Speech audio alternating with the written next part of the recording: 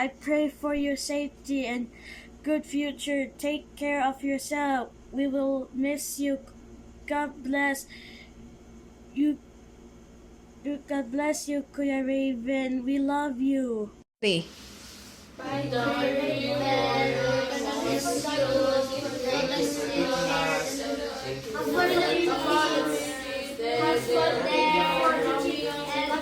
you for teaching us for everything.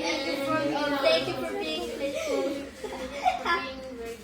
We'll miss you. Take care. Have fun in Philippines. Have fun in the Philippines. God bless. Take care. God bless. Take care. And be our blessed. Take care. Bye! Am I doing better?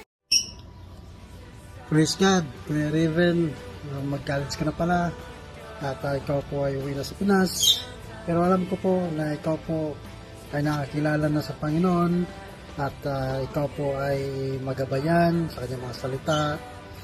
Bagaman man ang buhay sa Pilipinas ay iba po sa buhay dito. So alam ko na ang Diyos ay sumasa inyo at ikaw po ay kanyang proteksyonan sa anuman, physical man, spiritual, emotional, ikaw po ay pakaingatan ng Panginoon. Ang masasabi ko lang po sa Pilipinas po, lalo na malayo sa iyong mga magulang, napakalaking adjustment po, pero huwag ka pong lumayo sa salita ng Panginoon. Actually, I am blessed po sa iyo na dito pa lang sa murang edad mo ay nagamit ka na sa gawain. So ipagpatuloy mo yan. Pagdating mo sa Pinas, hanapin mo kagad doon kung saan ka makapaglingkod sa Panginoon.